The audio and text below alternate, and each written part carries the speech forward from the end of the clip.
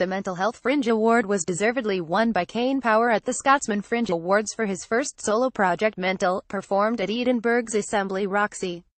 Power describes his first one-man show as an exploration of the modern mind with music, anecdotes and medical notes. He was able to create an atmosphere of empathy, as well as depict the complexity of his mother Kim Power's struggle with bipolar disorder in an ardent and relatable manner. His language in describing his relationship with his mother sometimes felt like listening to poetry. He entwined educative but incredibly personal elements of their journey together through the use of poignant song lyrics, desperate to be in his mother's mind and bring her back to earth. The set, created by Ruby Spencer-Pugh, featured an illuminated graph of brainwaves. Power creatively explained they were the comparisons of somebody suffering with bipolar disorder and somebody without it. He reproduced the journey into his mother's head with acoustic guitar and keyboard. The journey felt palpable as the music represented the manic phase of bipolar disorder with abrupt transitions to the depressive nature of the disorder. These aspects of the show were particularly engaging and potent, allowing the audience to gain a sense of the disease.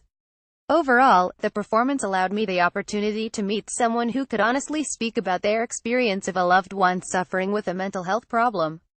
Power openly explained that he is not an expert, and that this was merely a depiction of his mother's lived experience of living with bipolar disorder. Another event, which explored the topic of mental health, was a raw and vulnerable performance by 26-year-old Nicole Henriksen. The award-winning performer explores her experience of anxiety in A Robot in Human Skin, a one-woman show at the Underbelly, Edinburgh. Through a series of comedic and emotional anecdotes, Henriksen spoke in a way that allowed each individual to feel present on her journey. For a moment, imagine sitting on the bus and suddenly feeling your heart rate speeding up. The next stop is your stop. You quickly get up, removing yourself from the idea that someone might spontaneously sit next to you. Running to the doors and beginning to sweat, you wonder if you've missed the stop, or better, it is instead much later than you thought. This was one of many thought processes that Henriksen was able to effortlessly present, laced with humor. With a fluid transition to emotion, she invited the audience into her world of persistent worry. Henriksen included several different portrayals of her encounter with anxiety and need to be perfect, akin to being a robot, as well as speaking to us about her experience. She performed in only her undergarments and a box on top of her head, ironic to the anxious person that she was inside her brain. She introduced each segment of the production with clear, written signs stating at which point she was at in the show. This highlighted her need for structure, because without it, she would remain anxious. She went on to share her battles with feeling alone with anxiety, and reflected on the positive reactions received when she told them that she suffered from the condition, reinforcing the importance of unconditional understanding. Henriksen was not only courageously outspoken about the way anxiety affected her, but she seamlessly invited the audience on the journey to understand it. In a different format, Fine, Thanks was a verbatim musical performed at Edinburgh's Sea venues, and featured a multi-talented cast of 15 young people. The underlying theme of the show was to help break the boundary between speaking about a mental health and physical issue. They should be analogous. The production was set in a group discussion style, where the characters openly shared real experiences and struggles with mental health and drug addiction, reinforcing the growing idea that it is most definitely fine to speak about your mental health.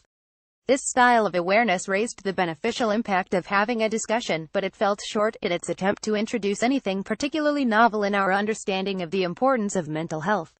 Despite this, the cast creatively raised some very critical points using song, such as the fact that more than 1 in 4 individuals will experience a mental health problem, and if that of it isn't you, then it will be somebody close to you. It appeared deliberately amateur, allowing those without a background in understanding mental health to relate in some form, through discussing exam and parental pressure on children, as well as the role the government has played in escalating these concerns. The final show I attended was a stimulating insight into modern neuroscience, performed at Edinburgh's Assembly George Square Studios. Bob Brinkman, emphasizing his niche as a middle-class, white Canadian peer-reviewed rapper, uniquely explored the scientific study of consciousness and probability theory in his Rap Guide to Consciousness. He focused on the hard problem of consciousness, questioning why we have subjective experiences at all. He went on to explain that some neuroscientists believe that there is no hard problem, it is simply a flawed intuition, comically highlighting that it's like believing that your children are above average. The production condensed and cleverly simplified modern neuroscience into a collection of rhymes, humor and lecture-style talks. Brinkman introduced a famous philosophical argument, described as the knowledge argument by Frank Jackson in his 1982 epiphenomenal qualia paper. It is the assumption that an individual, Mary, knows all the physical facts that there are to know about color vision from a black and white room, without having seen color herself. Mary then leaves the room and enters the colorful world. The question is, did Mary learn something new? Brinkman has a refreshing stage presence, interacting with the audience and encouraging us to participate in answering these sorts of questions. Why does subjective experience feel like something? Why does it feel as though there is a hierarchy of conscious beings? Why do we feel worse when we hear of a suffering dog and not a suffering insect?